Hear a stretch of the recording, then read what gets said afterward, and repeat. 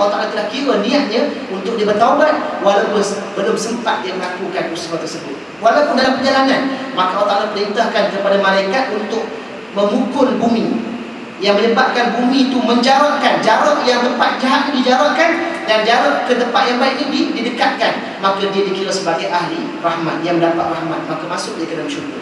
Walaupun sebelumnya dia orang yang melakukan dosa sepanjang hidup dia, dosa besar, membunuh. Jadi di sini ceritanya bukan nak ceritanya boleh digalakkan buat dosa sebagai, tidak. Nak ceritanya kesudah penilaian kepada diri kita ni pada kesudahan umur, khawatir ataupun khatimah, penghujung kehidupan kita. Sebab itulah kita tak boleh rasa selesa dengan kita beribadah dalam keadaan kita tidak meletakkan sandarannya kepada Allah, pergantungan dengan Allah. Sebab itu di hujung doa kita selalu kita baca dalam solat, Allahumma khtim lana ya Allah bi husnil khatimah. Ya Allah, ya Tuhan kami, matikanlah kami pada kesudahan hidup kami ini dalam keadaan yang baik. Wala takhtim alaina bisu'il khatimah, dan jangan matikan kami dalam keadaan yang buruk. Itu kita minta kepada Allah. Tuan-tuan muslim-muslimat sekalian, nak cerita ni tentang ni keadaan manusia ni berkait dengan soal iman dan sebagainya, berkait dengan soal ibadah yang kita buat. Baik, balik kepada kesimpulan akhir daripada hadis yang kita baca tadi. Balik kepada hadis yang kita baca tadi, iaitu Nabi SAW sebut La ilaha illallah, kalimah La ilaha illallah tu kita kena sebut pada penghujung usia kita, mengucap dua kalimah syahadah La ilaha illallah. Itu lafaz yang menentukan kita ni ahli syurga. Nak menentukan kita ahli syurga ialah kalimah La ilaha illallah. Man qala, kata Nabi SAW, man qala La ilaha illallah, pada penghujung usia kematian itu, dakhala jannah, dia akan masuk syurga. Kalimah ni kita kena lafaz. Kalau tidak lafaz pun kalimah ni dalam hati kita, maksudnya kita beriman kepada Allah ketika pada saat ajal kita menjelma. Kalimah La ilaha illallah ini, itu paling tinggi penentu kepada selamatnya kita dunia akhirat. Dan yang paling rendah daripada iman itu, kata Nabi SAW, adnaha imatatul adha minat tariq, iaitu kita membuang segala benda yang boleh menyakitkan di atas jalan. Kita tengok atas jalan tu ada duri, ada ranting, ada batu, atau ada apa sahaja yang menghalang laluan, yang mungkin kita tak kena, kita boleh mengelak, tapi kita takut orang lain kena, kita berhenti tepi jalan, kita turun, kita ambil, buang benda tu, maka itu dipanggil imatatul adha. Imatatul adha minat tariq. Kita buang benda yang boleh menyakitkan laluan orang lain, bahaya kepada orang lain, maka itu di antara cabang iman, tuan-tuan sekalian. Nak ceritanya ada iman orang tu bila dia buat perbuatan tersebut, tapi tak ramai yang buat kan. Walaupun peringkatnya ada yang paling rendah, itu cabang iman paling rendah. Tapi nak ceritanya kesempurnaan akhlak kita dengan iman yang ada dalam diri kita, bila kita buat benda tu, ada iman dalam diri kita, paling rendah cabang iman. Dan salah satu daripada cabang iman, maksud di antara tinggi dan rendah tu ada banyak cabang. Di antara cabang-cabang iman yang banyak itu, wal haya'u syu'batun minal iman, sifat malu itu salah satu daripada cabang iman. Nak ceritanya banyak peringkat. Itulah dalil yang menyatakan bahawa adanya keutamaan yang perlu kita letakkan, yang kita kata tadi bermula dengan soal akidah, bermula dengan soal tuntutan agama dan seterusnya.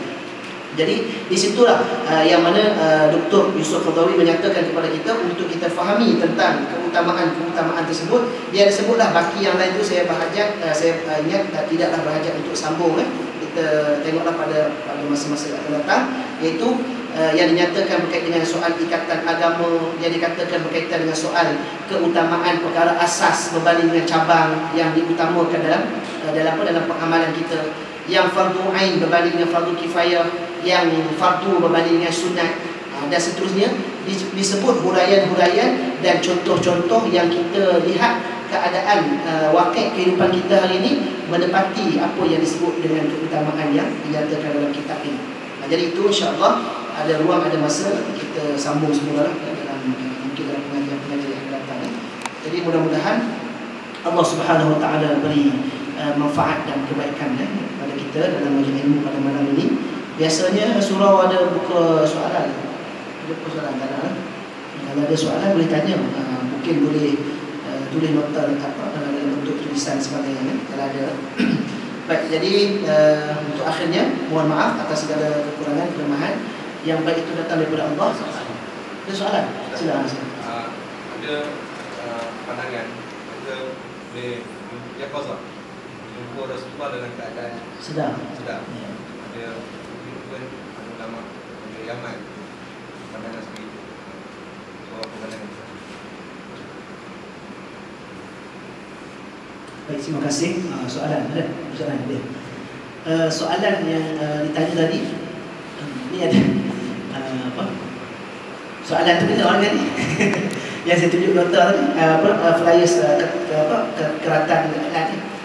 Sama lah soalan tadi tu macam dakwaan yang disebut oleh Asy'ari ni. Dia kata dia bertemu dengan Rasulullah SAW dalam keadaan yaqadhah. Itu salah satu daripada perkara yang ditolak oleh jumhur ulama lah. Jadi nak ceritanya ada pendapat nadir yang mana tidak diiktiraf, tidak disebut sebagai penerimaan di sisi ulama jumhur, ulama Ahlussunnah wal Jamaah, terutamanya yang menyatakan tentang bolehnya bertemu Rasulullah SAW dalam keadaan yaqadhah. Yaqadhah ni maksudnya kita sedar, dalam keadaan kita bangun hidup ni dan sedar macam ni boleh bertemu Rasulullah SAW. Kenapa? Kerana tidak ada dalil yang jelas. Sebab macam ni, untuk meletakkan satu hujah, kebenaran satu hujah tu, dia mesti meletakkan hujah tu berdasarkan sadaran dalil hadis yang sahih. Kalau tidak ada salah hadis yang sahih, maka tidak boleh kita berhujah untuk meletakkan satu perkara itu, melainkan kita boleh jadikan dia dalam bentuk pengamalan cabang-cabang ibadah fardhu amal, hadis-hadis yang tidak sampai ke martabat sahih, hadis dhaif ni dalam bentuk amalan-amalan sunat, itu boleh. Tapi kalau nak buat penghujahan dalam berkait dengan soal kepercayaan, berkait dengan soal perkara gaib, berkait dengan soal perkara yang berkait dengan akidah, maka dia mesti penghujahannya bersifat yang jelas, qat'i lah, dalil yang jelas, yang sahih. Maka kita boleh bertemu, bukan kita lah, saya malu sebut kita, mungkin tuan-tuan lah, saya belum lagi lah, tuan-tuan dan perempuan boleh bertemu dengan Nabi SAW, tetapi dalam bentuk mimpi. Dalam bentuk mimpi memang ada dalil, ada sandarannya. Maksudnya para ulama yang ramai yang muktabar ni, mereka berpengalaman dan hakikatnya memang mereka menghadapi kelebihan, mereka mempunyai kelebihan bertemu dengan Nabi SAW ketika mana mereka bermimpi. Bermimpi itu kadang-kadang mimpi yang baik. Kalau mimpi yang baik ni, mimpi orang beriman ni, di antara tanda-tanda saki baki, tanda-tanda kenabian. Kerana Nabi dah tidak ada dah, tapi di antara kelebihan yang ada diberikan kepada Nabi, diberikan kepada orang beriman, ialah mimpi yang baik. Maka mimpi yang baik ni bukan maksudnya bila kita bertemu dengan Nabi SAW dalam keadaan roh dengan roh, bukan jasad dengan roh ataupun dengan jasad Nabi SAW sendiri. Tidak, dalam bentuk roh dengan roh. Sebab apa? Nabi SAW sendiri telah meninggal, wafat. Kan makamnya telah diletakkan di sebelah Masjid Nabawi yang kita ziarah itu.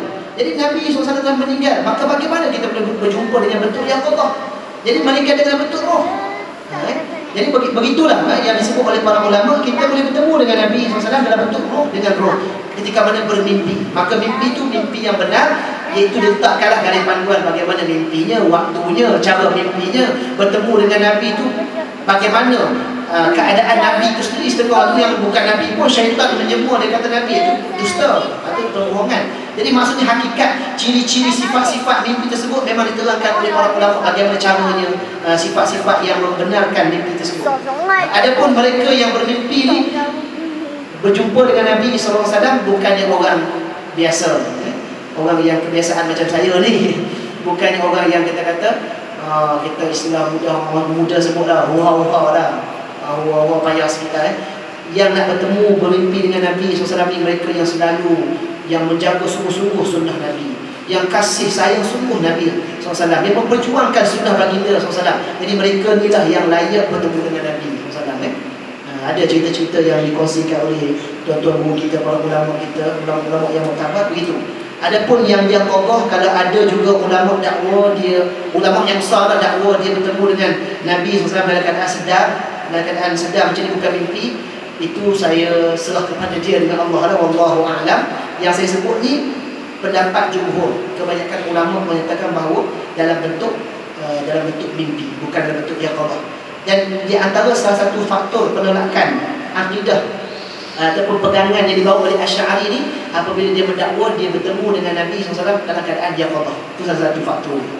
Sebab punca difatwakan sesat dan sebagainya, itu salah satulah, selain daripada ada aurat Muhammadiyah yang diselitkan dengan campuran yang meragukan, yang menyimpang akidah itu, dan bagi lagi lah pengamalan yang dikatakan karomah-karomah tertentu yang melanggar batasan karomah yang dibenarkan oleh para ulama. Itu ada berlaku yang dibincangkan, dibahaskan oleh ustaz-ustaz guru-guru kita lah, para ulama. Jadi begitulah saya punya penjelasan dan juga sedikit tambahan daripada apa yang kita bincang pada malam ini, insya-Allah. Wallahu a'lam. Aku qauli hadza wa astaghfirullahal azim li wa lakum. Yang baik itu datang daripada Allah, yang lemah dan kekurangan itu datang dari Allah sendiri. Kita sama-sama tangguh dengan baca doa untuk Bismillahirrahmanirrahim. Alhamdulillahirabbil alamin. Wassalatu wassalamu ala asyrafil anbiya'i wal mursalin wa ala alihi wa sahbihi ajma'in. Allahumma anfa'na bima 'allamtana wa 'allimna ma yanfa'una wa zidna 'ilman wa 'amalan mutaqabbalan. Allahumma ij'alna mimman yastami'una al-qawla fayattabi'una ahsanah. Subhanakallahumma wa bihamdika asyhadu an la ilaha illa anta astaghfiruka wa atubu ilaik. Bismillahirrahmanirrahim. Wal 'asri innal insana lafi khusr illa alladhina amanu wa 'amilus shalihat wa tawassaw bil haqq wa tawassaw bis sabr. Assalamualaikum warahmatullahi wabarakatuh.